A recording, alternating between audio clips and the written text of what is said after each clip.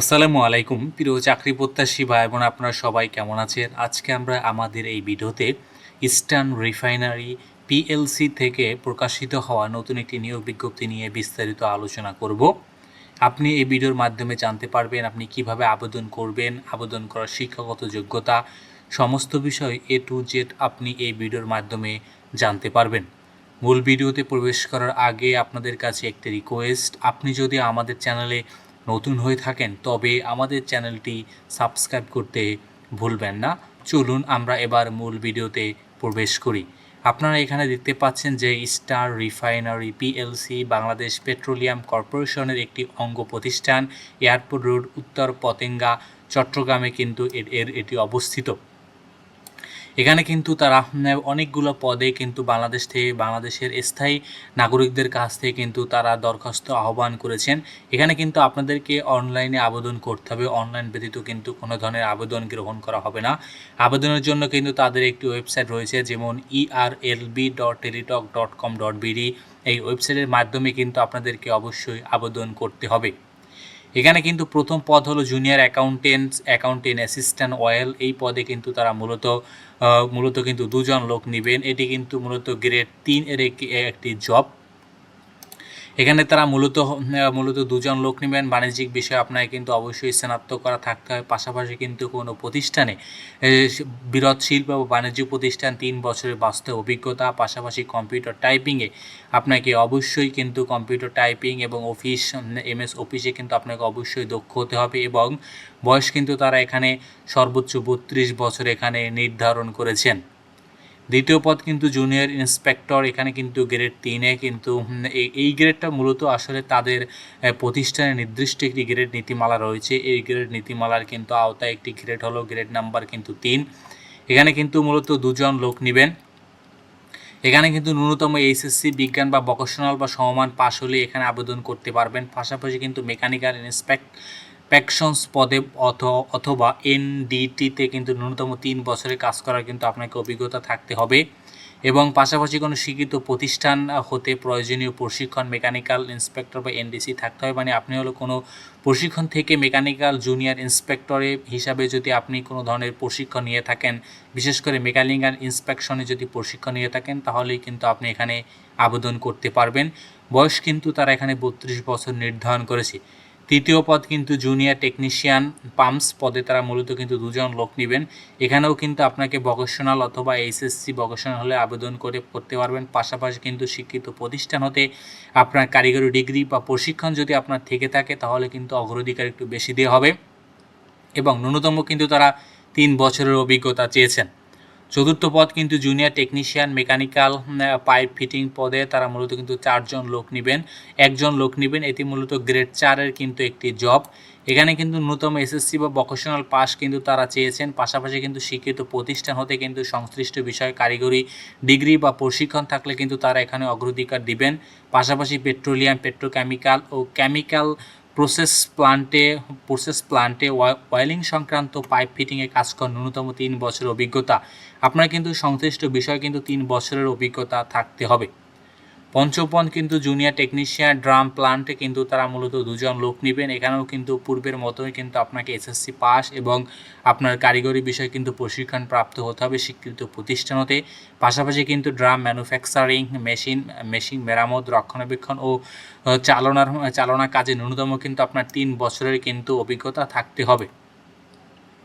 ষষ্ঠ পদ কিন্তু জুনিয়র প্যাসেজ অ্যাসিস্ট্যান্ট পদে তারা 3 জন লোক নেবেন। এখানেও কিন্তু ন্যূনতম এসএসসি পাস বা সমান, পাশাপাশি আপনার 3 বছরের অভিজ্ঞতা থাকতে হবে।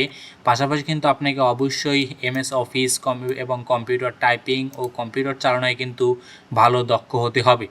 সপ্তম পদ কিন্তু এখানে তারা অ্যাসিস্ট্যান্ট ইলেকট্রিশিয়ান পদে তারা মূলত কিন্তু 2 জন লোক নেবেন। এখানে কিন্তু তারা মূলত এইচএসসি চেয়েছেন। পাশাপাশি কিন্তু আপনি সংক্ষিপ্ত বিশ্ববিদ্যালয় থেকে কোনো প্রতিষ্ঠান থেকে কারিগরি যে ডিগ্রি বিষয়ে কিন্তু আপনার প্রশিক্ষণ প্রাপ্ত হতে হবে। এবং আপনারা কিন্তু ইলেকট্রিশিয়ান যন্ত্রপাতি অথবা পাওয়ার ডিস্ট্রিবিউশন সিস্টেম মেরামত ইত্যাদি কাজে কিন্তু আপনাকে মূলত 3 বছরের কিন্তু অভিজ্ঞতা। পাশাপাশি কিন্তু আপনাকে অবশ্যই লাইসেন্সধারী হতে হবে, ন্যূনতম সি থাকতে হবে। আপনার যে বিভিন্ন প্রতিষ্ঠান লাইসেন্স দেওয়ার সময় কিন্তু পরীক্ষা হয়ে থাকে, পরীক্ষা কিন্তু ন্যূনতম সি গ্রেড কিন্তু আপনার পেতে হবে। পাশাপাশি কিন্তু হাই ভোল্টেজ মোটর সার্ভিসিংয়ের কাজেরও কিন্তু অভিজ্ঞতা থাকতে হবে।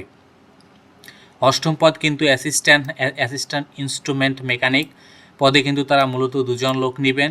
নবম পদ হলো জুনিয়র ট্রেটার্স পদে কিন্তু তারা মূলত 2 জন লোক নেবেন এবং এখানে নবম পদ হলো কিন্তু জুনিয়র ট্রেটার্স এবং দশম পদ হলো ফায়ার টেন্ডার ড্রাইভার পদে কিন্তু তারা মূলত 3 জন লোক নেবেন এবং এখানে কিন্তু ফায়ার টেন্ডার ড্রাইভার সম্পর্কে স্পেসিফিকেশন বলা আছে, তারা কোন কোন বিষয়ে আপনার স্পেসিফিকেশনটা এখানে সম্পূর্ণ দেওয়া রয়েছে, আপনি এখান থেকে দেখে নেবেন। এবং পাশাপাশি এরপর কিন্তু 11 নম্বর পদ হলো কিন্তু ফায়ার ফাইটার পদে কিন্তু তারা মূলত কিন্তু তারা 2 জন লোক নেবেন ফায়ার ফাইটার এবং জুনিয়র কম্পিউটার টাইপিস্ট পদে তারা মূলত কিন্তু মাত্র 3 জন লোক নেবেন, ন্যূনতম এসএসসি। এখানে কিন্তু 2 বছরের বাস্তব অভিজ্ঞতা থাকতে হবে কোনো বিষয়ে প্রতিষ্ঠানে কাজ করার। বাংলা ইংরেজি টাইপিং ন্যূনতম 20 শব্দের কিন্তু গতি থাকতে হবে। এমএস অফিস কোর্সে প্রশিক্ষণ ও কম্পিউটার চালানো আপনাকে অবশ্যই পারদর্শী হতে হবে। 13 নম্বর পদ কিন্তু এখানে তারা বলেছেন ড্রাইভার পদে তারা মূলত কিন্তু 3 জন লোক নেবেন এবং 14 নম্বর পদ হলো জুনিয়র অটো হেল্পার পদে কিন্তু তারা 2 জন লোক নেবেন এবং 15 নম্বর কিন্তু এখানে পদ হলো জুনিয়র স্টোর হেল্পার পদে কিন্তু তারা মূলত 2 জন লোক নেবেন। আপনি কিন্তু ন্যূনতম এসএসসি পাস ভোকেশনাল হলেই কিন্তু এখানে আবেদন করতে পারবেন। পাশাপাশি কিন্তু শিক্ষিত প্রতিষ্ঠানতে সংশ্লিষ্ট বিষয়ে কারিগরি ডিগ্রি বা প্রশিক্ষণ থাকলে কিন্তু অগ্রাধিকার দেওয়া হবে। পাশাপাশি কিন্তু আপনাকে সংশ্লিষ্ট কাজে কিন্তু 2 বছরের বাস্তব অভিজ্ঞতা থাকতে হবে। 16 নম্বর পদ কিন্তু তারা এখানে কুক হিসাবে তারা কিন্তু মূলত 1 জন লোক নেবেন। এরপরে 17 নম্বর পদ কিন্তু রয়েছে প্লান্ট অ্যাটেন্ডেন্ট অপারেশন পদে তারা মূলত কিন্তু 5 জন লোক নেবেন। জুনিয়র সিকিউরিটি গার্ড পদে তারা এখানে 8 জন লোক নেবেন এবং বাস কন্ডাক্টর কাম ক্লিনার পদে তারা কিন্তু 2 জন লোক নেবেন এবং অফিস সাপোর্ট স্টাফ পদে তারা কিন্তু মূলত এখানে কিন্তু তারা 4 জন লোক নেবেন। এখানে গ্রেড সিস্টেমটা কিন্তু তাদের নিজস্ব আওতাধীন একটি গ্রেড সিস্টেম। আপনি এই গ্রেড 7কে আসলে ধরতে পারেন গভর্নমেন্ট 2015তম স্কেলে গ্রেড 20-এর বেতন স্কেলটা আসলে গ্রেড 7 হিসাবে কিন্তু তারা ধরেছে। এখানে আসলে তাদের নিজস্ব একটি গ্রেড স্কেল রয়েছে। এখানে সাধারণত 20 থেকে 13 বা 12তম গ্রেডের ভিতরে কিন্তু সমস্ত নিয়োগগুলো কিন্তু প্রকাশিত হয়েছে। তবে আপনারা যারা আবেদন করতে ইচ্ছুক আপনাদের কিন্তু অবশ্যই কিন্তু অনলাইনের মাধ্যমে আবেদন করতে হবে এবং অনলাইনে আবেদন করার কিন্তু প্রসেস তারা এখানে কিন্তু বলে দিয়েছে এবং আপনি কিভাবে আবেদন করবেন সমস্ত বিষয় তারা এখানে কিন্তু বলে দিয়েছে। তাদের কিন্তু যে ওয়েবসাইট রয়েছে www.hhr কিন্তু https://erlb.teletalk.com.bd ওয়েবসাইটের মাধ্যমে কিন্তু আপনাদের আবেদন করতে হবে। আবেদন কিন্তু আজ থেকে শুরু হয়েছে 14 জুলাই 2026 সকাল 10 ঘটিকা থেকে আবেদন চলমান হয়েছে এবং আবেদন কিন্তু শেষ হবে 27 আগস্ট 2026 বিকাল 4 ঘটিকা। আপনি যদি আবেদন করতে ইচ্ছুক তাহলে আপনারা কিন্তু এই সময়ের ভিতরে কিন্তু আপনাকে আবেদন করতে হবে। আবেদনের জন্য কিন্তু আপনাদেরকে খুব বেশি একটা কিন্তু টাকা খরচ হবে না। 1 থেকে 13 নং পদের জন্য মাত্র 112 টাকা এবং 14 নং পদের জন্য কিন্তু মাত্র 56 টাকা কিন্তু আপনাকে কিন্তু SMS-এর মাধ্যমে কিন্তু বা অনলাইনে আপনাকে পেমেন্ট করতে হবে। তো আপনারা যারা আবেদন করবেন আবেদন করে ফেলবেন বা আবেদন করতে ইচ্ছুক তারা কিন্তু আবেদন করবেন। এখানে কিন্তু অনেকগুলো পদ রয়েছে, বিষয়টা কিন্তু দেখবেন একদম ছোট কিন্তু অনেকগুলো পদ রয়েছে নিচে। বিশেষ করে কিন্তু আপনারা প্রায় 12তম গ্রেড থেকে বা 11তম গ্রেড থেকে বাকি যে পদগুলো 11তম গ্রেডের নিচের 10 11তম গ্রেডের নিচের যে পদগুলো রয়েছে এই পদগুলোতে কিন্তু আপনারা প্রায় ম্যাক্সিমামে কিন্তু আপনারা আবেদন করতে পারবেন। তো ধন্যবাদ আপনাদেরকে এতক্ষণ আমাদের সাথে থাকার জন্য। আর আপনি এখনও যদি আমাদের চ্যানেলটি সাবস্ক্রাইব করে না থাকেন তবে আমাদের চ্যানেলটি সাবস্ক্রাইব করতে ভুলবেন না।